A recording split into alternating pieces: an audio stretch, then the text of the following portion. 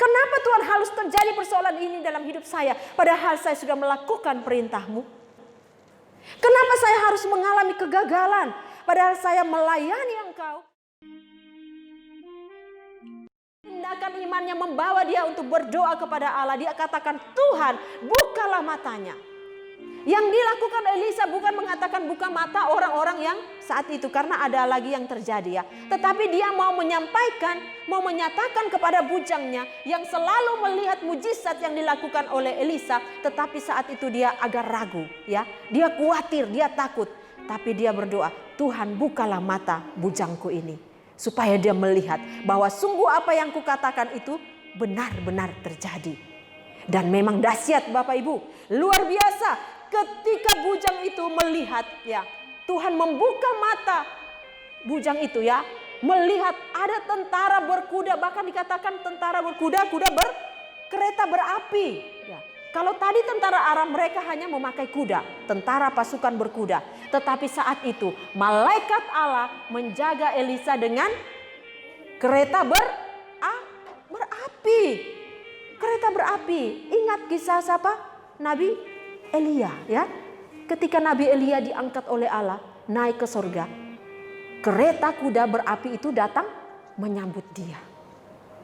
Dan itulah juga yang dilihat oleh bujang Elisa. Tentara penuh dengan kuda dan kereta berapi sekeliling Elisa. Ini luar biasa. Allah menyertai umatnya. Allah menyertai hambanya yang sungguh-sungguh percaya kepada dia. Sehingga tidak ada ketakutan sedikit pun di dalam hatinya ketika menghadapi masalah. Sekalipun itu nyawanya yang terancam. Inilah satu keyakinan yang disampaikan oleh Elisa kepada bujangnya. Dan selanjutnya Bapak Ibu, setelah itu apa yang terjadi? Ketika bujangnya sudah melihat bahwa dia sungguh-sungguh mengetahui bahwa Allah menyertai mereka. Kisah di dalam ayatnya yang ke-18. Ketika orang-orang Aram itu turun mendatangi dia, berdoalah Elisa. Ada 2 kali ya Elisa berdoa. Ini yang kedua, ada ketiga kali nanti ada. Berdoalah Elisa kepada Tuhan, butakanlah kiranya mata orang-orang ini. Maka dibutakannya mata mereka sesuai dengan doa Elisa. Ini dia. Yang kedua Elisa berdoa. Ya. Dia mengatakan karena saat itu tentara Aram sudah mulai turun. Ya. Sudah mulai, ya kalau dilihat lingkarannya sudah mulai mengecil. Mengerucut sudah menuju ke tempat tinggal Elisa. Sudah sampai ke situ. Maka Elisa berdoa, butakanlah kiranya mata orang-orang ini Tuhan. Elisa sangat yakin ya kepada Allah. Dan dia minta kepada Tuhan supaya itu terjadi. Dan benar Bapak Ibu ya, itu terjadi. Akhirnya tentara Aram saat itu dikatakan mata mereka buta. Artinya tidak bisa melihat apa-apa. Kegelapan meliputi mata mereka sehingga mereka tidak bisa mengetahui di mana mereka berada dan di mana musuhnya. Di mana Elisa yang harus mereka tangkap itu. Itulah yang terjadi. Mujizat terjadi Bapak Ibu. Kemudian berkatalah Elisa kepada mereka, bukan ini jalannya dan bukan ini kotanya. Ikutlah aku, maka aku akan mengantarkan kamu kepada orang yang kamu cari. Lalu diantarkannya mereka ke Samaria, ke dalam ibu kota. Saat itu ibu kota kerajaan Israel ya, di kota Samaria. Mereka digiring Bapak Ibu. Saya bisa membayangkan saat itu mungkin puluhan ribu ya. Tentara ini mengepung Elisa lalu diperintahkan, hei bukan itu orang yang kamu cari, ikuti aku. Mereka tidak mengenal karena itu Elisa yang berbicara. Ikutlah aku karena bukan itu orang yang kamu cari. Ternyata mereka sampai ke tengah-tengah kota Samaria. Dan sampai di tengah itu apa yang dilakukan oleh Elisa? Elisa berdoa lagi. Elisa berdoa lagi. Sebelum Elisa berdoa, Raja Israel melihat apa yang disampaikan oleh Raja Israel. Ini kesempatannya. Kesempatan bagi Raja Israel yang saat itu berkuasa. Bagaimana mereka mau diserang, mereka dikepung oleh tentara Aram. Inilah kesempatan yang sangat-sangat baik. Tetapi Raja Israel tidak melakukan itu karena dia mau mendengarkan Nabi Allah. Seorang pemimpin yang baik, dia mendengarkan perintah Tuhan melalui hambanya. Pemimpin yang benar, dia sungguh-sungguh mau melakukan hal itu. Walaupun itu sebenarnya kesempatan bagi dia untuk melakukan tindakannya. Supaya kerajaan mereka atau daerah mereka aman. Tetapi dia tidak mau melakukan. Dia mau mendengarkan bagaimana Tuhan berbicara. Apa yang Tuhan mau katakan kepadanya. Dan Elisa mengatakan, jangan bunuh mereka. Tetapi yang indah luar biasa, hidangkanlah makanan dan minuman di depan mereka, supaya mereka makan dan minum, lalu pulang kepada tuan mereka. Dan saat itu disediakanlah jamuan yang sangat besar untuk musuh-musuh mereka. Musuh-musuh diberi makanan, ya, seperti itu. Kalau kita mau lihat di dalam diri kita, Bapak Ibu, ya, sebagai anak Tuhan, terkadang menghadapi satu persoalan, kita pasti banyak keraguan, ketakutan, kekhawatiran. Bagaimana nanti ini? Bagaimana kami harus bertindak? Sedangkan situasi saat ini sangat sulit, ya, sangat sulit. Kita tidak tahu ke depan nanti bagaimana bangsa Indonesia, resesi yang akan dihadapi. Ketakutan sudah mulai menggerogoti anak-anak Tuhan, bahkan tidak terkecuali kita. Pasti itu. Tetapi Bapak Ibu, hari ini kita mau belajar. Firman Tuhan mengajarkan kepada kita, mari kita buka mata rohani kita untuk melihat Allah yang berkuasa, Allah yang kita sembah itu sungguh-sungguh dia sanggup melakukan hal yang tidak mustahil menjadi hal yang mustahil menjadi tidak mustahil, ya. Seperti itu. Kita percaya Allah sanggup melakukan. Allah sanggup melakukan hal itu kalau ada iman, ya. Ada dua hal tadi, ya. Dua hal yang sangat penting, bagaimana kita meyakini Allah menyertai kita, yaitu iman, percaya, kemudian tindakan iman membawa kita untuk berdoa. Inilah dua hal, Bapak Ibu. Dua hal yang membuat kita harus yakin bahwa Allah menyertai kita, yaitu kita punya iman bahwa Allah menyertai kita. Bagaimana tindakan kita? Kita percaya bahwa Allah menyertai kita, yaitu kita harus rajin berdoa. Apa yang kita doakan? Kita minta kepada Tuhan. Ya. Doakan apa persoalanmu saat ini. Doakan apa pergumulanmu saat ini. Dan dikatakan terus menerus berdoa. Minta apa saja. Maka engkau akan diberikan. Tetapi ingat, Tuhan tidak semudah itu untuk memberikan. Tetapi Tuhan, hatimu, seluruh keberadaanmu, sungguh-sungguh engkau serahkan kepada Dia. Elisa meyakini Allah sungguh-sungguh ada bersama dia. Dan itu terjadi mujizat. Di dalam hidup kita pun Bapak Ibu, kalau kita punya iman, kita percaya kepada Dia, maka hal-hal yang mustahil bagi kita, Tuhan sanggup melakukannya. Amin. Tuhan sanggup. Masalah ketakutan, kekhawatiran ini. Ya saya ingat dulu kisah-kisah ini. Ya pernah dulu di rumah ini masih awal-awal ya. Kalau Pak Sahat tidak ada di rumah, hanya saya dengan anak-anak. Ini masih tebu, kalau sekarang sudah enak, sudah ramai lah. Kemudian malam-malam itu anjing menggonggong. Terus saja menggonggong ya. Terus kalau sudah menggonggong, apalagi kalau sudah jam 12 ke atas Bapak Ibu ya. Saya dengan anak-anak masih kecil. Ya. Stephen waktu itu masih SD. Ya. Kemudian saya mulai intip di depan. Dari tirai itu ya, di depan. Saya lihat, ini anjing menggonggong kok arahnya ke sana. Apa ada orang jahat ya? Seperti itu, apalagi sudah tengah malam ya. Terus saja menggonggong Bapak Ibu. Saya masuk ke kamar, tiba-tiba nanti anjing gonggong lagi. Gonggongnya seperti memang benar-benar ada orang. Saya keluar lagi Bapak Ibu. Saya lihat lagi, waduh kok jangan-jangan ada orang ngintip-ngintip seperti itu ya. Hati saya sudah berdebar-debar. Selalu ada ketakutan. Ya. Gimana ini kalau terjadi sesuatu saya dan anak-anak ini. Hanya kami bertiga di rumah. Aduh gimana ini. Terus saja sampai kemudian jam 3 pagi Bapak Ibu saya masih terus saja lihat.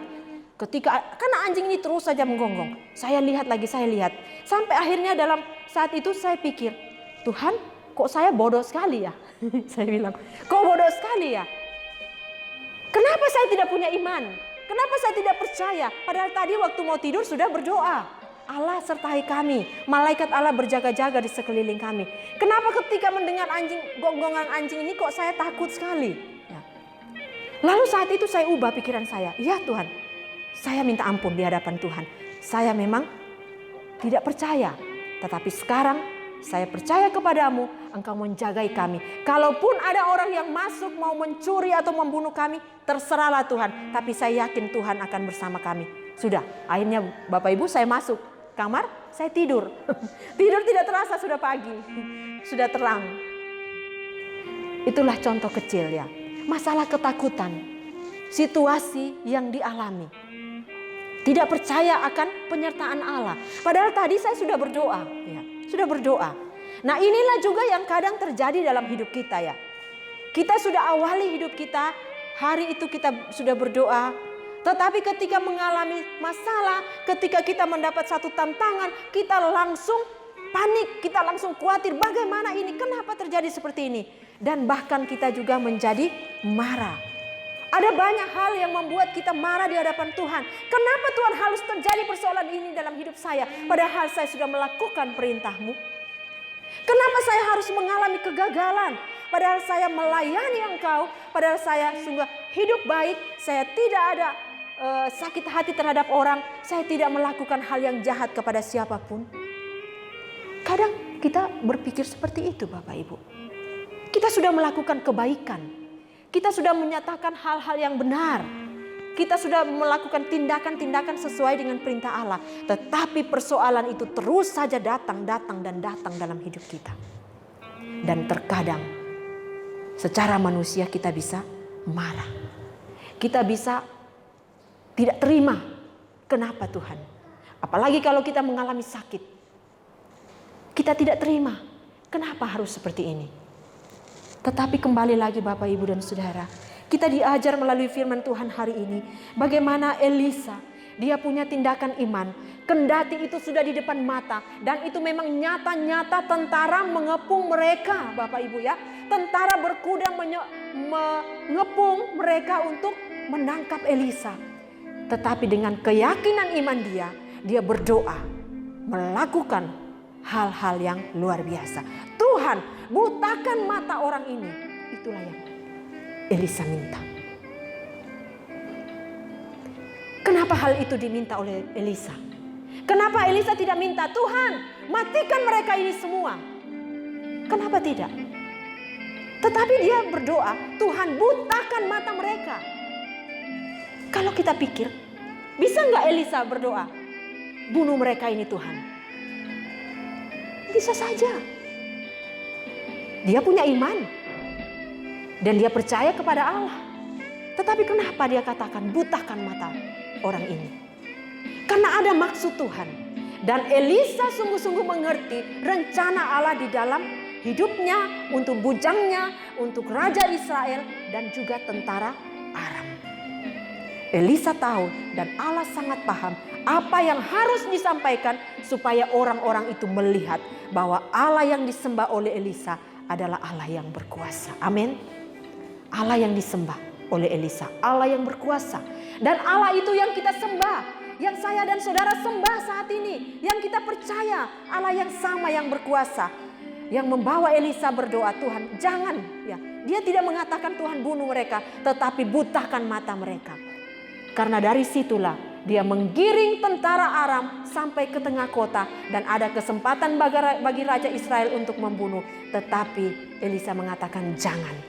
Karena Elisa tahu ada maksud Tuhan untuk Raja Israel. Apa maksud Tuhan untuk Raja Israel Bapak Ibu? Coba perhatikan. Raja Israel sebagai pemimpin saat itu, mereka mau dibunuh oleh tentara Aram, oleh Raja Aram. Tetapi Allah mengubah melalui Nabi Elisa, mengubah pemikiran dia, mengubah persepsi dia, mengubah maksudnya. Jangan membalas kejahatan dengan kejahatan. Beri mereka makan. Jangan bunuh. Mungkin kalau secara manusia saat itu berpikirlah raja ini, bagaimana mungkin saya akan beri mereka makan tentara yang begitu banyak ini? Bukan hanya 1000, kadang kalau seperti itu puluhan ribu. Bagaimana mungkin saya memberi makan? Mereka adalah musuh saya. Mereka mau membinasakan rakyat saya. Mereka mau membunuh kami. Kenapa saya harus beri makan? Secara manusia mungkin ada pemikirannya ya. Tetapi apa yang dipikirkan oleh manusia bukan itu yang dipikirkan oleh Allah. Apa yang dirancangkan oleh manusia bukan itu yang dirancangkan oleh Allah. Dan di sini Allah mau menyatakan kepada rajanya, Raja Israel, supaya dia memberi makan kepada musuhnya. Dia mendengarkan perintah Allah melalui Elisa. Dan terjadilah hidangan makanan dan minuman diberikan di hadapan mereka itu perjamuan yang sangat besar jumlahnya. Maka mereka makan dan minum. Sesudah itu dibiarkannyalah mereka pulang kepada Tuhan mereka. Dan sejak itu tidak ada lagi gerombolan-gerombolan Aram memasuki negeri Israel. Perhatikan ayat 23 bagian terakhir itu. Sejak itu tidak ada lagi gerombolan-gerombolan Aram memasuki negeri Israel. Inilah tujuan Allah. Allah tahu apa yang terbaik bagi Israel ketika rajanya mau mendengar perintah Tuhan. Ada hamba Allah di situ juga mau mendengarkan perintah Tuhan. Dan dia mengerti, bukan hanya seenaknya matikan saja tentara ini, tidak. Tetapi dia mau menyatakan ya, bagaimana Allah mau menyatakan kuasanya kepada mereka. Dan tentara Allah mengerti, pasti saat itu mereka bercerita kepada rajanya apa yang sudah mereka alami. Saya yakinnya. Mereka akan mengatakan, kami sudah diberi makan Tuhan. Mereka tidak membunuh kami padahal kami saat itu sudah ada di tengah kota. Raja dan juga tentara Israel sudah ada bersama kami. Tetapi kami tidak dibunuh. Apa yang terjadi? Raja Aram pasti merasa malu. Merasa malu, mereka ciut, mereka pulang. Dan sejak saat itu tidak ada gerombolan. Tidak ada lagi yang menyerang Israel. Karena Raja Israel mendengarkan Allah berbicara. Jadi Bapak Ibu, kalau Allah menyertai hambanya, kalau Allah menyertai kita, apakah yang membuat kita takut? Apakah yang membuat kita khawatir? Apakah yang bisa membuat iman kita lemah? Mari Bapak Ibu, kalau masih ada setitik iman percaya kita di dalam hidup kita, mari kembangkan itu. Bawa hatimu untuk berdoa, ambil waktu teduh. Biasakan untuk terus berdoa. Karena disitulah di dalam doa, Roh Kudus akan berbicara kepada kita. Roh Kudus akan menuntun kita apa yang harus kita lakukan. Roh Kudus akan menuntun kita. Percaya Bapak Ibu. Iman percaya kita kepada Tuhan mengatakan bahwa Allah menyertai. Wujudkanlah itu di dalam hidupmu. Lakukanlah itu di dalam hidupmu. Yakinilah itu bahwa Allah menyertai kita. Maka kita akan melihat mujizat demi mujizat, pertolongan demi pertolongan daripada Allah di dalam hidup saya dan saudara. Terpujilah nama Tuhan. Mari kita berdoa.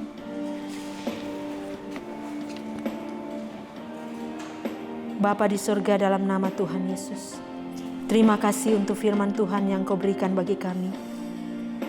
Kami belajar Tuhan, bagaimana hamba-Mu Elisa sungguh yakin kepada Tuhan. Hal-hal yang sangat sulit dihadapi, tetapi bagi Allah itu sangat mudah.